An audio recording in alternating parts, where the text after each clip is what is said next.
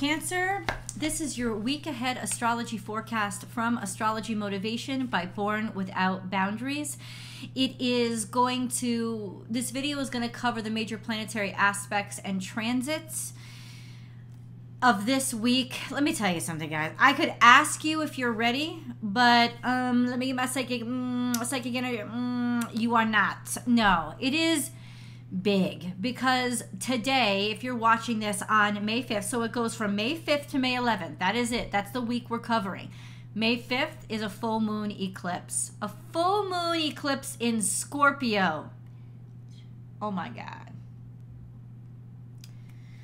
Let's get into it. Cancers, we're going to cover the major planetary aspects and transits that are going to, and how that are impacting your natal sun this week, and how that translates into your everyday life. We're going to start really broad with the stuff that's big and affecting everybody, and then we're going to focus on the stuff that Cancers really need to know, all Cancerians. And then we're going to get into the decans to let you know specifically, based on where your natal sun lands, based on your birth date, what exactly you can expect and what is happening to you. Because yes, it is different from Cancer to Cancer. It's not the same, because everything we do in astrology is based on geometry. It's all about the angles. And if you're in the beginning of Cancer season versus end of Cancer season, you're forming a completely different angle to other planets. And angles are what aspects are.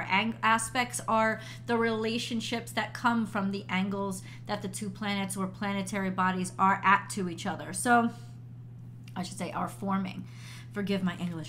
So this is a complicated week. Pull up a chair. Let's get into it. Let's review decans. Decans are groups of 10 degrees. Every single zodiac sign, every single zodiac sign totals 30 degrees. Every single zodiac sign, therefore, has 3 decans. Decan 1 is if your natal sun falls between 0 and 9 degrees Cancer. If your natal sun falls between 10 and 19 degrees Cancer, you are a Cancer 2. And if your natal sun falls between 20 and 29 degrees Cancer, you are a Cancer 3. The most accurate thing to do is to get out your natal chart to see exactly where your sun falls. But I will be giving you correlating dates, so you don't have to do that. If you want to, though, put this video on pause. It's really easy to get your natal chart. A ton of websites online do it for free. Just search free natal chart. You'll need your birth date, which you already have, your birth time, and your birth location, all of which are found on your birth certificate, or you can just give mom a call. Baby book information. You can definitely find it, and it'll spit out your natal chart in a couple of seconds, so you'll have all your info.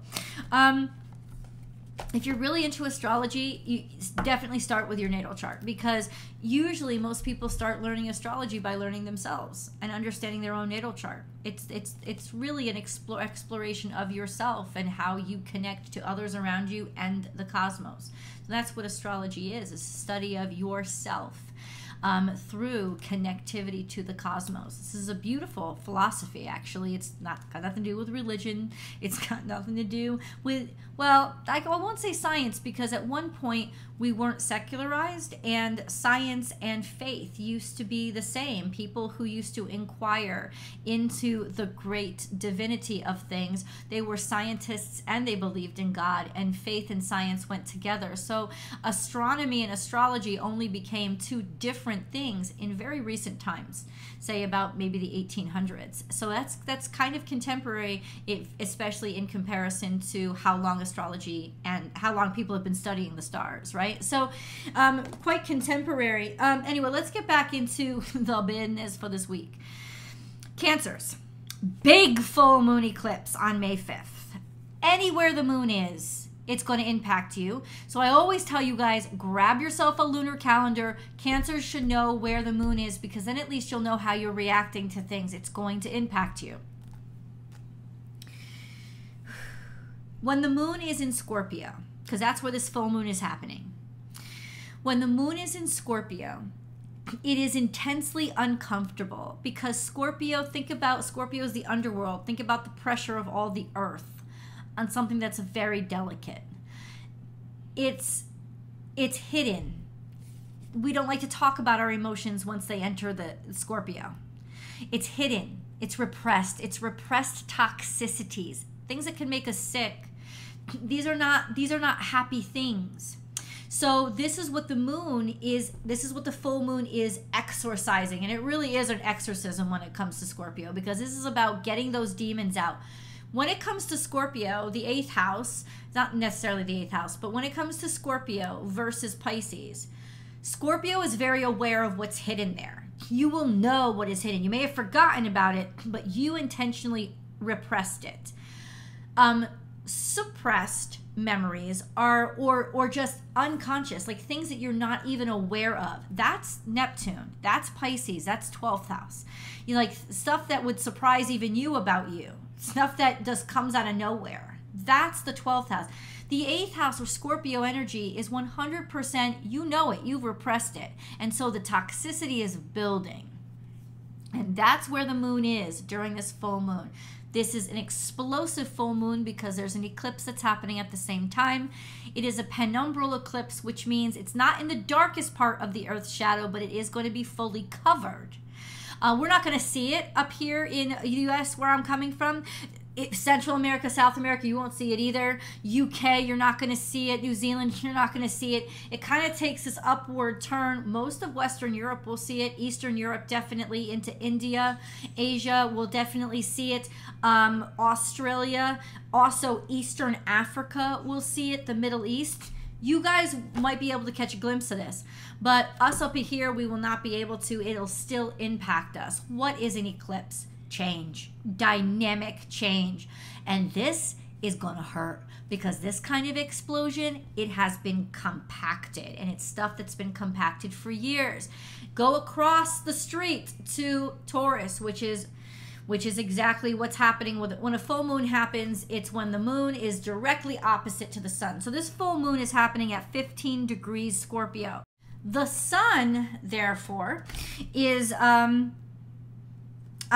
15 degrees Taurus. So Taurus is all about what's on the surface. It's all about the material things, the 3D, the real world, the real things and how we take care of them, how we value them. The sun is conjuncting Uranus and Mercury on different sides of it.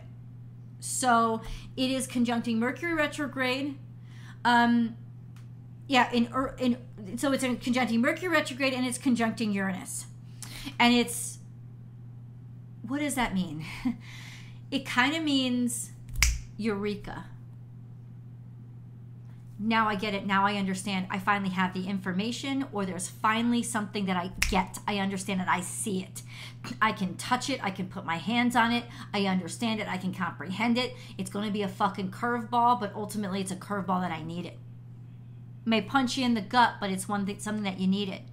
And that's what's going to set off this explosion of release of the toxicity. Now we know where it's at. It's like discovering where the root of the cancer is.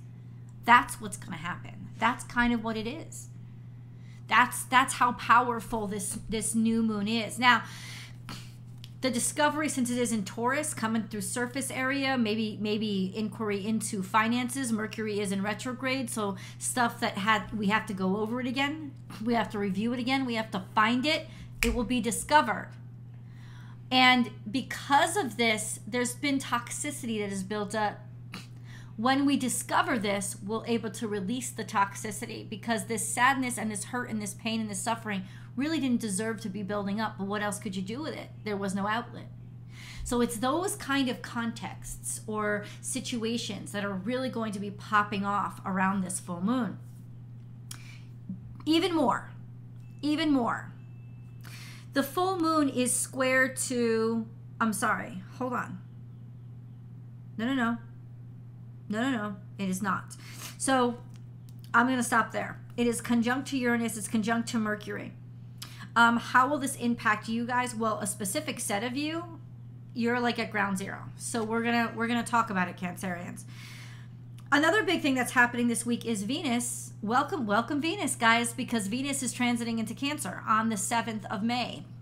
This is a very happy place for her. She's actually quite content in Cancer, but all of your natal suns over the next 4 weeks are going to be visited by this luck, love, not luck, but grace, just elegance, beauty, like glowing, optimism, maybe even some financial abundance. This is what's going to be conjuncting your natal suns over the next couple of weeks. Beautiful energy, beautiful. And she's very happy in Cancer. She's much more, I think, long-term oriented, family focused. Cancerians, we tend to run romantic just naturally. The fact that Venus is here, I mean, stir it up. I mean, it is going to be like, it's going to be amplified. Let's put it that way. Now, all week long, and this will actually increase in intensity throughout the week, Jupiter and Pluto are square to each other.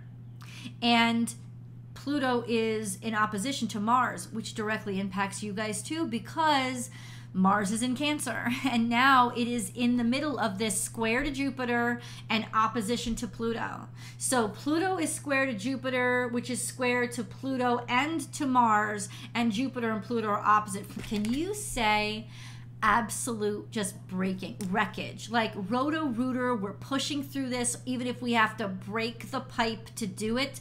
This clog is not going to exist anymore. That's kind of what it is. There's just a lot of pressure that's been built up. And that's why I say this explosion on the full moon is going to be big. Very emotional. But stuff that had to be released, because if it wasn't, it was going to kill you. It was just that toxic. Mars this week is very active, and you guys need to know this because Mars is in the third decan of Cancer. It is also trine to Neptune. And what does that mean? When Mars is trine to Neptune, it's actually really beautiful energy of we can take action on what we've been, on our creativity. So it's creativity in action. It's faith in action. This is actually a really wonderful, and I don't think this aspect gets as much credit as it deserves, because it is faith in action. You know, it action versus meets faith and creativity, knowing what to do with it or having it be inspired. Think of it as almost inspiration. This is really nice energy. So what is happening to the moon? Well, we've talked about what's happening to the moon in the beginning of the week, but toward the end of this week, on the 10th,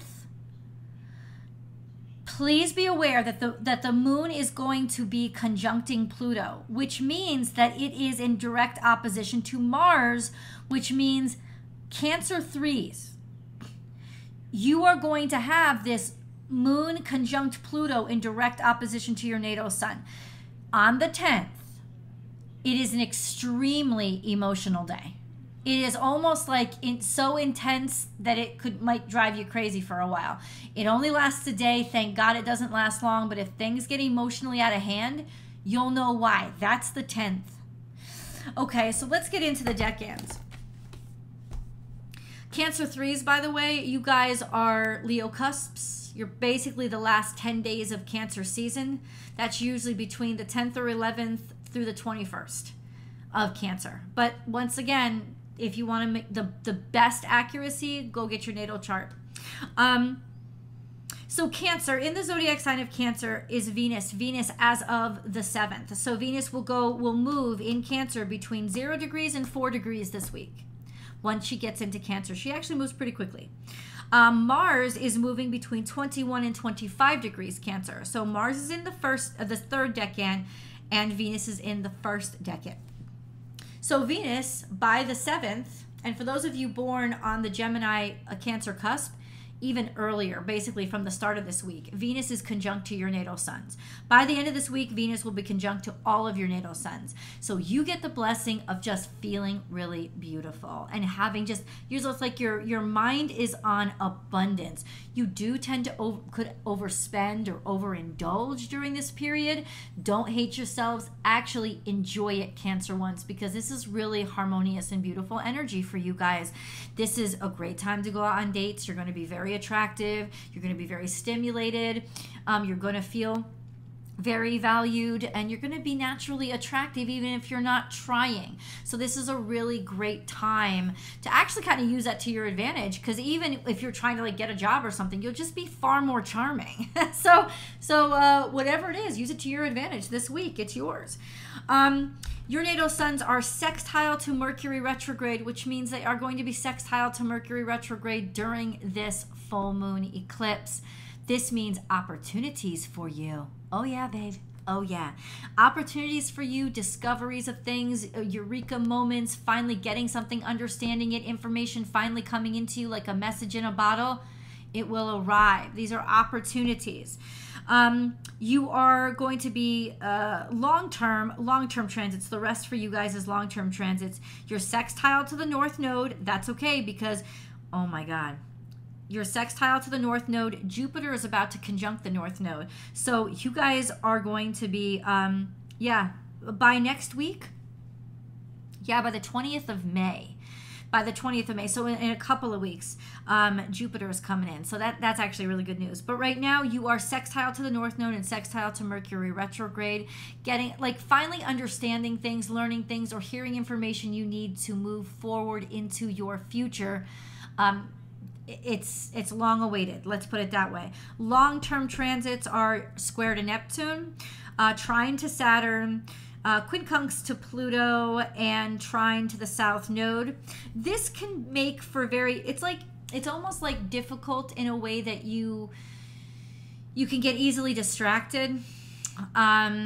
You can almost over fantasize or over romanticize things. So watch out for that for the next couple of years, because that will remain.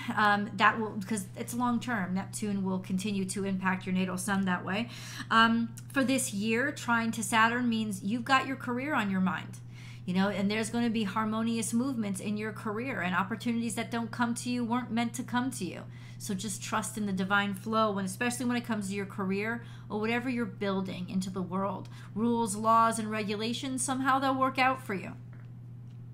The quincunx to Pluto is going to last for a long time too. This is just frustrating changes that are happening maybe globally that are going to end up frustrating you. Doesn't mean they'll end you. They just kind of irritate you and get on your nerves. And then the trine to the South Node, that'll last through July as well. This is harmony with your past, or really being good at what you're good at and really feeling good about what you're good at and being willing to use it to help move you forward and open up doors for you, because your natal suns are also sextile to the North Node, which means you're looking toward the future and opportunities are opening up for you because of what you know you're good at, where you've been, and the experience that you've built. So Cancer 2s, you guys are sextile to the Sun conjunct Uranus during the full moon, and all week long you guys are conjunct Uranus. But you guys are trine to the full moon in Scorpio. Cancer 2s, this is going to be a huge change for you. A huge explosion and release of a lot of toxicity and a beautiful discovery that is made. This opportunity presents this is exceptional energy for an opportunity to harmonize and make peace. So Cancerians, consider this a blessing. Please manifest on this full moon and get rid of the toxicity. I would say write it down, burn it, get it out. It will be cleared. No more toxicity for you. And the long term is your natal suns have been square to Chiron. So you've been dealing with that for a while.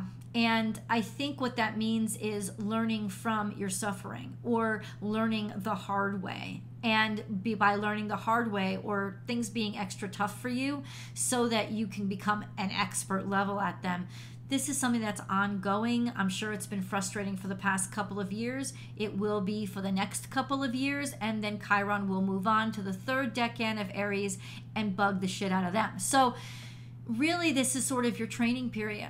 You're being made stronger by somebody being extra hard on you, and that's just like learn the lesson, and eventually you'll appreciate it. Cancer 3s, you are in a high pressure zone. because you are in opposition to Mars. And I mean, you're conjunct Mars and you're in opposition to Pluto. So this is extreme change, but because Pluto is now activated, because Mars is square to it, Mars is opposite to it as well, and because Jupiter is square to it, this is intense change, and I really want you to be careful with yourselves. This is the kind of change that you won't come back from. This is also a kind of personality where you will be so relentless that you could also cross that horrible line into ruthlessness. So you're really going to want to watch your personalities right now. Root yourself in integrity. Root yourself in morality. If you believed in it before, stick with it, because you'll feel so much pressure and such a ruthless push to just forget all you've ever stood for and get what you want, and that will create extraordinarily horrible karma for you. The way that you could positively use this energy is by rooting yourself to your morals and your ethics and just refusing to abandon them. Your natal suns are also trine to Neptune, so there is a bit of visionary in you. There is a bit of finding your faith and harmonizing through creativity. So that's definitely for you guys. Start to create. Start to be more creative and trust your creativity, because it's going to be a healthy outlet for you for the next couple of years. Cancerians, I hope you come across the Born Without Boundaries Tarot, and I hope you watch the week ahead tarot card reading. Also, please subscribe to this channel. I love you guys, and feel free to leave the comments below because I love to read them. I will talk to you guys next week. Bye, Cancer.